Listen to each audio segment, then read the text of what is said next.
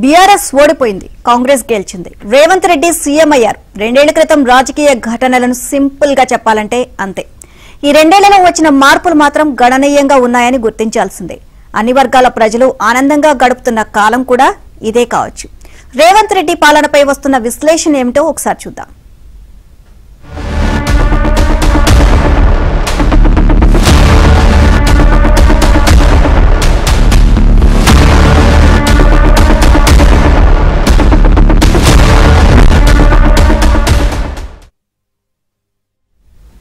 తెలంగాణలో అసలు ఎదురే లేదు అనుకున్న బీఆర్ఎస్ ను ఓడించి హస్తం పార్టీ అధికారంలోకి వచ్చింది. తిరిగే లేదనుకున్న కేసీఆర్ ను గద్దెదించి రేవంత్ రెడ్డి సీఎం అయ్యారు. మరి 2 ఏళ్ల కాంగ్రెస్ ప్రభుత్వం ప్రజలకు చేసిందేంటి? పాలనా పరీక్షలో సీఎం రేవంత్ రెడ్డి పాస్ అయ్యారా? పరిపాలనపై పట్టు సాధించారా? రాష్ట్రంలో జరిగిన అభివృద్ధి ఏంటి? సాధించిన విజయాలు ఏంటి?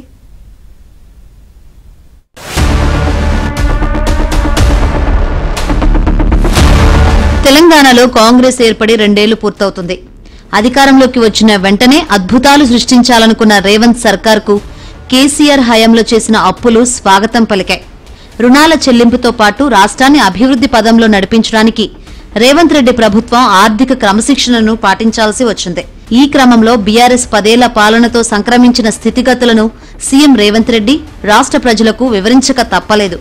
కేసీఆర్ ప్రభుత్వం మొత్తం 7 లక్షల కోట్లు అప్పు చేసిందని సీఎం స్వయంగా వెల్లడించారు.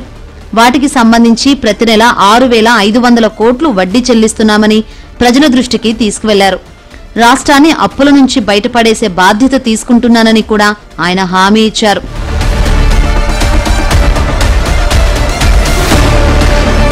ఖాళీ ఖజానా వెక్కిరిస్తున్నా ఆర్థిక క్రమశిక్షణ పాటిస్తూనే ఎన్నికల హామీని ఒక్కొక్కటిగా అమలు చేస్తున్నారు. మహాలక్ష్మి, గృహజ్యోతి, రైతు రుణమాఫీ వడివడిగా అమలయ్యాయి.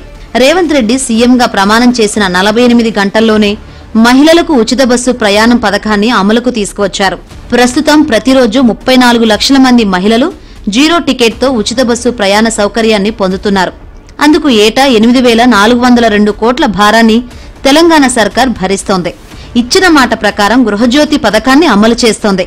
200 యూనిట్ల లోపు విద్యుత్ వాడే వినియోగదారులకు ఉచిత కరెంట్ అందిస్తున్నారు.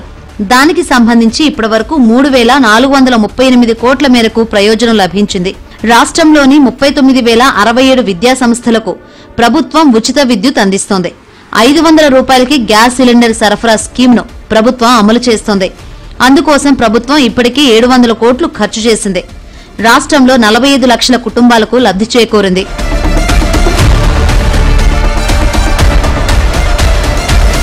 ఉద్యోగ కల్పనలో కేసీఆర్ ప్రభుత్వం నిర్లక్ష్యం వహించడంతో యువత నిర్వీర్యమైంది.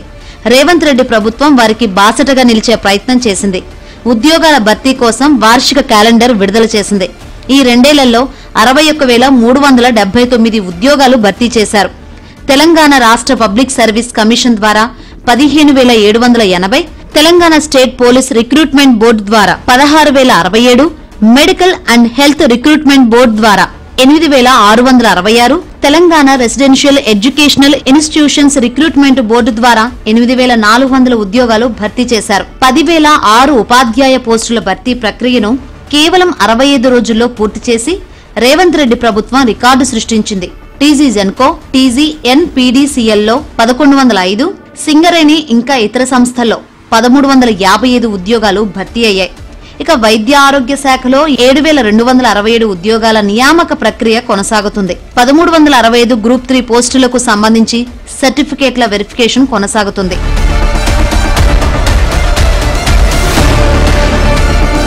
దేశంలోనే ఎక్కడా లేని విధంగా 2 ఏళ్ల కాంగ్రెస్ ప్రభుత్వం రైతుల సంక్షేమం, అభివృద్ధి కోసం దాదాపు 1,00,000 కోట్లను ఖర్చు చేసింది. ఎన్నికల్లో ఇచ్చిన హామీ ప్రకారం తొలి విడతలో రైతులకు 2 లక్షల రూపాయల వరకు రుణమాఫీ చేసింది. 20,617 కోట్ల రుణమాఫీ చేసి 25,36,000 రైతు కుటుంబాలను రుణ విముక్తులను చేసింది. దేశంలోనే ఎక్కడ ఇంత పెద్ద మొత్తంలో రుణమాఫీ చెయ్యలేదని ఇదో గొప్ప రికార్డు అని ప్రభుత్వం చెబుతోంది. వ్యవసాయ పంపు సెట్లకు ఉచిత కరెంటు స్కీమ్ కొనసాగిస్తున్నారు. అందుకోసం ప్రతి ఏటా 10,400 కోట్ల వ్యయాన్ని సర్కారు భరిస్తుంది.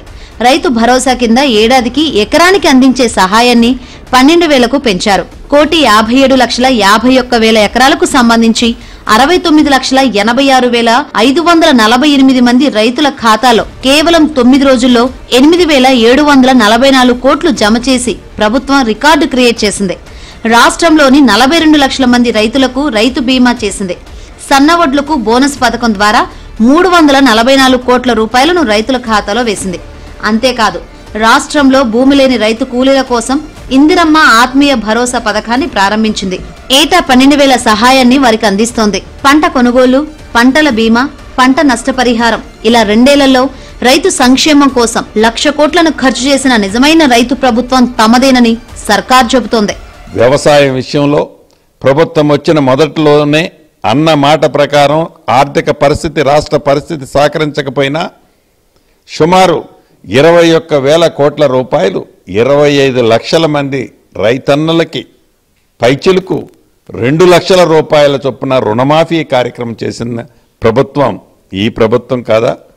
అంతెందుకు, సన్న వడ్లకి మేమిచ్చిన హామీలో భాగంగా మద్దతు ధరతో పాటు బోనస్గా క్వింటాల్కి 500 రూపాయలు ఇప్పుడు వర్షాకాలం సీజన్లో కూడా టెన్షన్గా రైతన్నల ఖాతాలో ఈ ప్రభుత్వం జమ చేస్తూ రైతు భరోసా కార్యక్రమం ద్వారా ప్రతి ఎకరాకి 12,000 రూపాయల చొప్పున గత నెల 9 రోజుల్లో 9,000 కోట్ల రూపాయలు రైతన్నల ఖాతాలో టింగ్ టింగ్ టింగ్ అంటూ ఖాతాలో జమ చేసిన ప్రభుత్వం ఈ ఇందిరమ్మ ప్రభుత్వం. 24 నెలల పాలనలో రేవంత్ రెడ్డి ప్రభుత్వం మహిళా సంక్షేమానికి పెద్దపీట వేసింది. 1 కోటి మంది మహిళలను కోటీశ్వరులను చెయ్యాలన్న నినాదంతో కొన్ని ప్రత్యేక కార్యక్రమాలు చేపట్టింది. ఇందిరా మహిళా శక్తి మిషన్ పాలసీ 2025ను అమల్లోకి తెచ్చింది. మహిళా స్వయం సహాయక సంఘాలకు 26,000 కోట్ల రుణాలను పంపిణీ చేసింది. 2,25,110 సంఘాలు 4,825 కోట్ల రూపాయల వ్యాపారాలు ప్రారంభించేలా ప్రోత్సహించింది.